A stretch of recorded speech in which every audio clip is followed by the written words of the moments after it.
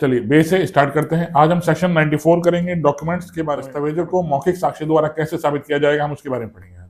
Section 94 निकालिए। Section 94 दस्तावेज के रूप में लेखबद्ध संविदाओं, अनुदानों और संपत्ति के अन्य वयनों के निबंधनों का साक्ष्य।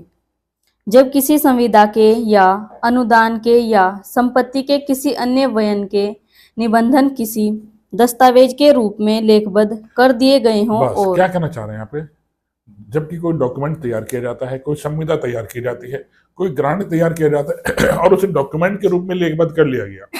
मैं और ललित ने मिलकर एक व्यापार स्टार्ट किया, हम दोनों एक बिजनेस स्टार्ट किया और उस बिजनेस की सारी कंडीशंस हमने एक डॉक्यूमेंट में लिख दी।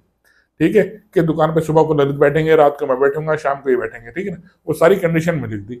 हम दोनों आधे आधे के पार्टनर होंगे, 50-50% के हम दोनों पार्टनर्स होंगे। ये सारी कंडीशन हमने एक डॉक्यूमेंट में लिखी है, वर्बली नहीं है। उस डॉक्यूमेंट में हमने सब लिख दिया, संविदा के बारे में, ग्रांट के बारे में या किसी भी चीज के बारे में। चलिए, और उन सब दशाओं में जिनमें विधि द्वारा अपेक्षित है कि कोई बात दस्तावेज के रूप में लेखबद्ध की जाए। और लॉ भी कहता है इस बात को, कोई भी संविदा की जाए, संपत्ति का लेन देन किया जाए या कोई भी ग्रांट दिया जाए तो वो डॉक्यूमेंट में होना चाहिए, वर्बली ना हो, मौखिक ना हो।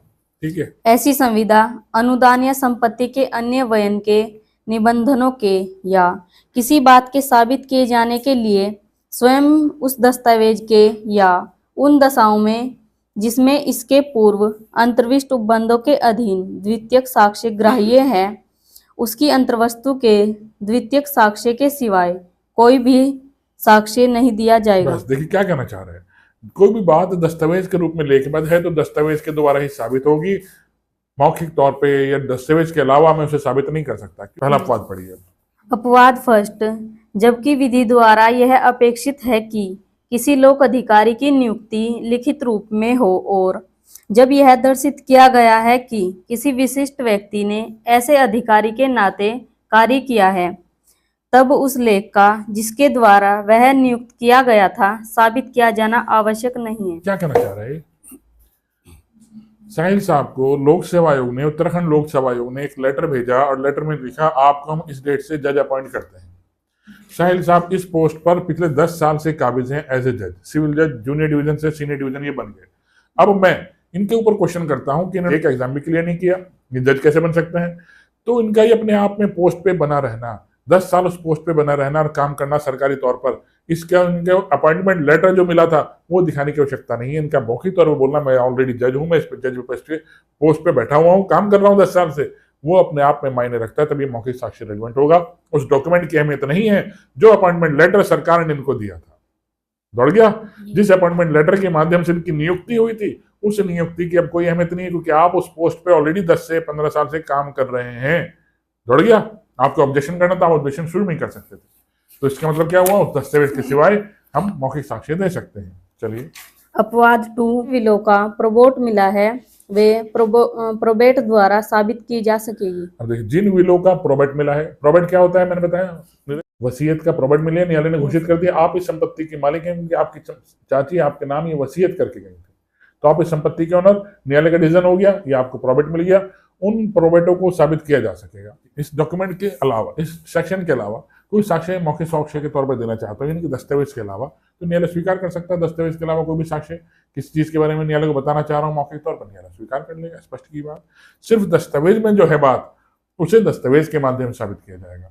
मैं किसी दस्तावेज के अलावा कोई बात मौखिक तौर पर साबित करना चाहता हूँ। 495 का फर्स्ट पैरा मुझे स्पष्ट तौर पर बता रहा है जो बात दस्तावेज के रूप में लेखबद्ध है दस्तावेज के द्वारा ही साबित की जाएगी।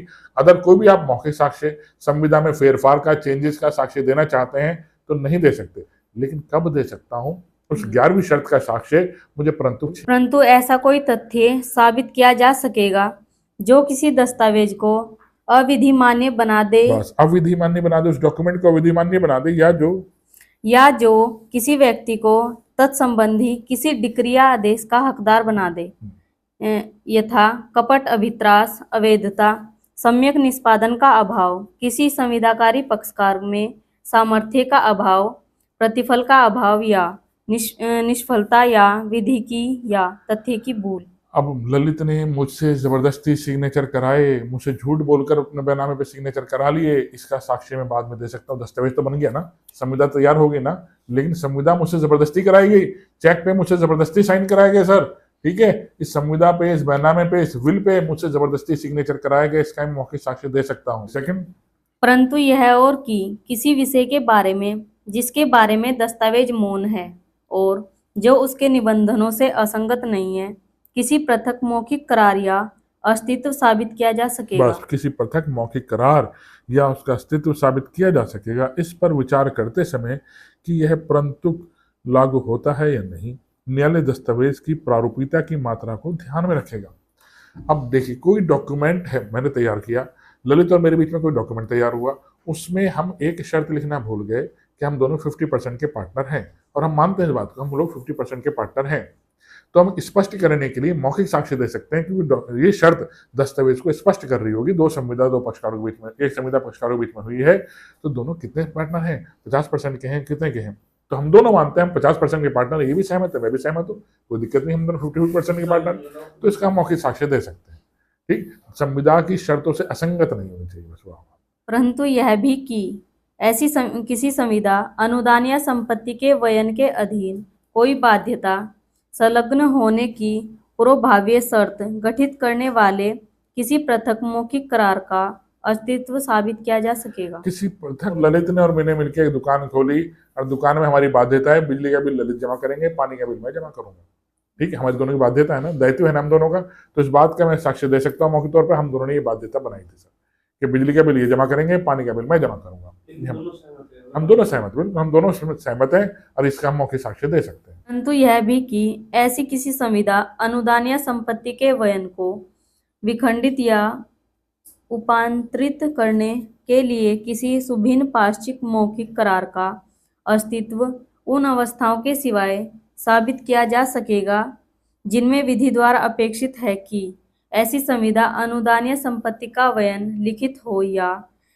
जिनमें दस्तावेज के रजिस्ट्रीकरण के बारे में तत्समय प्रवर्त विधि के अनुसार उसका रजिस्ट्रीकरण किया जा सकता है। 2010 में मेरे और ललित के बीच में एक संविदा हुई, ठीक, 2010 में।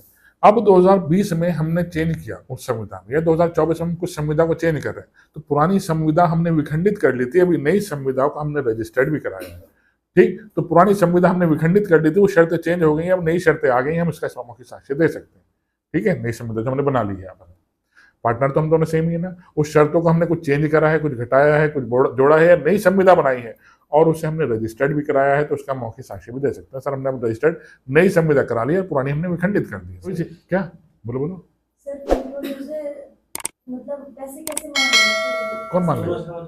हम दोनों सहमत, संविधान हम दोनों सहमत उस बात से, इन्हें भी ऑब्जेक्शन नहीं है, मुझे भी ऑब्जेक्शन नहीं है उन शर्तों पर। ऑब्जेक्शन होगा तो अपनी आपत्ति दर्ज कराएंगे।